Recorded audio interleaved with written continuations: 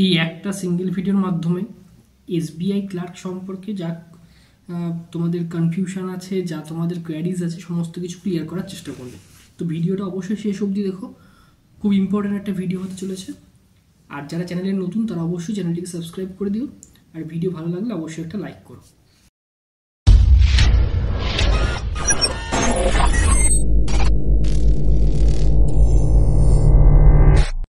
দেখো, SBI clerk অথবা SBI junior অ্যাসোসিয়েটের notification release হয়েছে গতকালকে। তো সেই নোটিফিকেশানের ডিটেল পিডিএফ আমার হোয়াটসঅ্যাপ গ্রুপে দেওয়া আছে।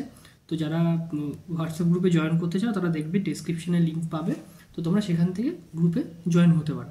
ওখানে কিন্তু ডিটেল পিডিএফটা দিয়ে রেখেছি আমি।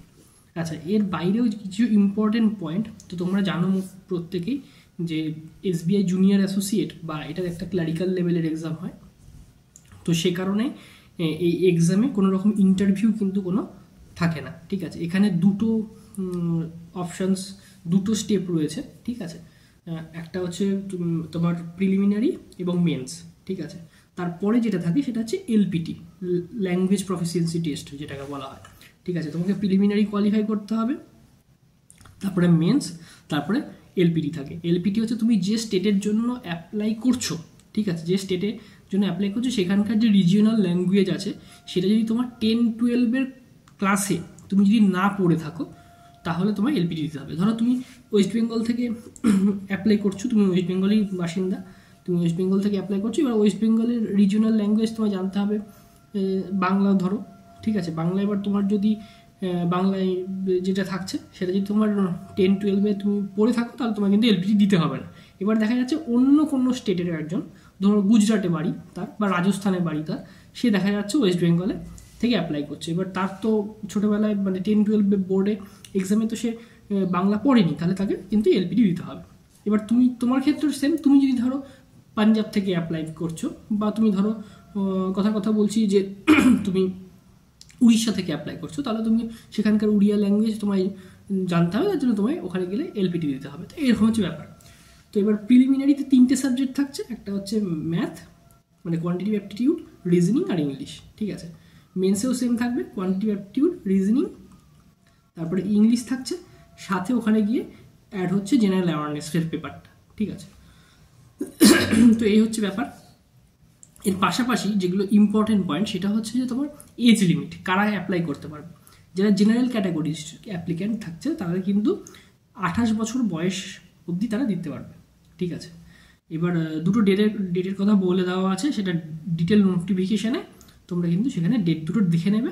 সেই অনুযায়ী তোমাদের মানে 1/4/2024 মানে 1 এপ্রিল 2024 অনুযায়ী কিন্তু তোমাদের এজটা ক্যালকুলেট হবে। মিনিমাম বয়স 20 বছর হতে হবে আর ম্যাক্সিমাম 28 বছর। এটা হচ্ছে জেনারেল ক্যান্ডিডেটের জন্য, ঠিক আছে। তুমি যদি তোমার যদি রিজার্ভেশন থাকে, মানে তুমি যদি SC ST অথবা তোমার OBC হয়ে থাকো, তাহলে কিন্তু তোমার ছাড় থাকবে। SC STদের জন্য 5 বছর থাকে আর OBCর জন্য 3 বছর রয়েছে এখানে। আচ্ছা, এরপরে যেটা থাকছে এজ লিমিটের পরে ইম্পর্টেন্ট একটা ডেট আমি বলতে চাইছি, মানে এখানে যে ফর্ম ফিল আপগুলো যখন হয়ে যাচ্ছে তারপরে কিন্তু ফেব্রুয়ারি মাস নাগাদ কিন্তু আমাদের প্রিলিমিনারি এক্সামিনেশন, মানে তোমার হাতে কিন্তু অনেকটা টাইম থাকছে তোমরা নিজেদেরকে প্রিপেয়ার করার জন্য। মানে পরিপূর্ণভাবে তোমরা যদি প্রিপেয়ার করার জন্য নিজেদেরকে অনেকটা সময় পাচ্ছ।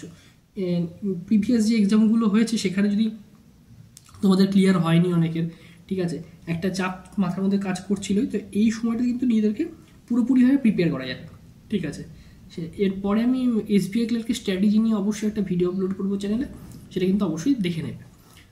তো এই ইম্পর্টেন্ট ডেটটার কথা কিন্তু তোমাদেরকে মাথায় রাখতে হবে। এবার ভ্যাকান্সির কথায় চলে আসি। মোটামুটি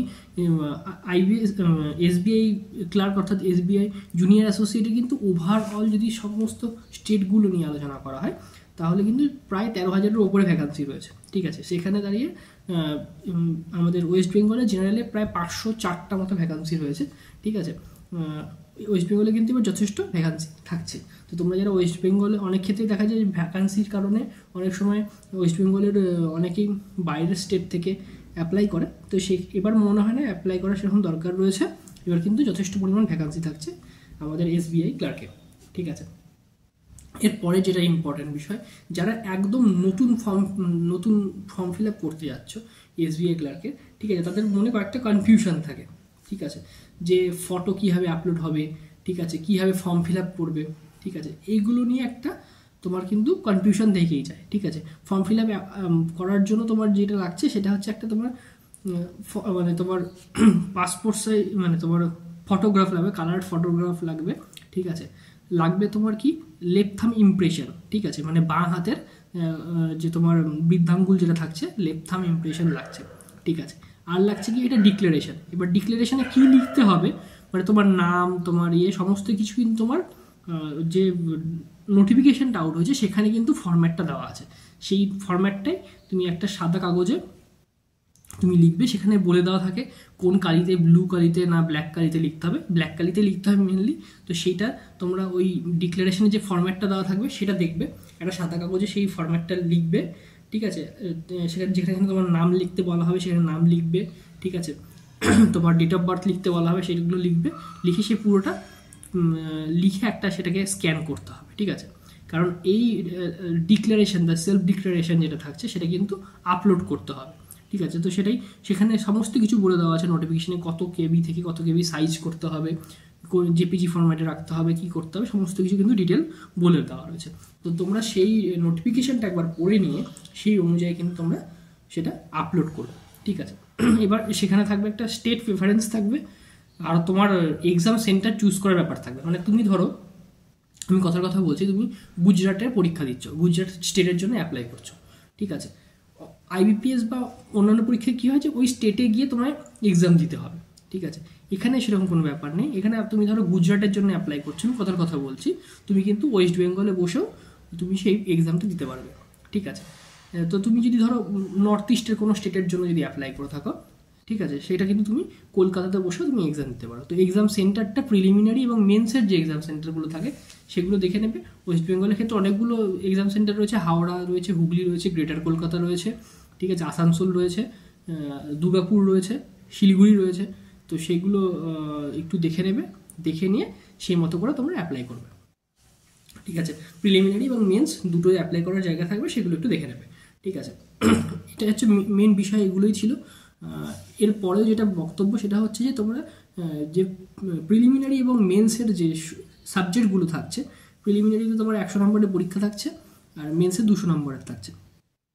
আর প্রিলিমিনারিতে সমস্ত এক্সামে তোমরা এর আগেও যে এক্সামগুলো দিয়েছো সেখানে যেরকম সেকশনাল টাইমিং ছিল, এখানেও কিন্তু সেকশনাল টাইমিং সেম থাকছে, ঠিক আছে। তোমরা সেই বিষয়গুলোর দিকে একটু নজর রাখবে। এবার প্রিপারেশনটা আগে যে সমস্ত প্রবলেমগুলোর জন্য প্রিভিয়াস পরীক্ষাগুলো তোমাদের ক্লিয়ার হয়নি সেই বিষয়গুলোর দিকে একটু নজর দাও, ঠিক আছে। সেগুলো নিয়ে যদি কোনো রকম ডাউট থাকে তোমরা অবশ্যই কমেন্ট করবে। আমি এসবিআই ক্লার্কের স্ট্র্যাটেজি নিয়ে একটা ভিডিও আমি আপলোড করতে চলেছি কিছুদিন পরেই। তো তোমরাও তোমাদের মতো করে যদি তোমাদের কোনো রকম ডাউট থাকে সমস্ত কিছু কিন্তু তোমরা এখানে কমেন্ট বক্সে লিখে যেতে পারো, আমি সেই মতো করে সেগুলোর উত্তর সমেত আমি কিন্তু ভিডিও আপলোড করব, ঠিক আছে, সেগুলোর উত্তর দিয়ে ভিডিও আপলোড করব।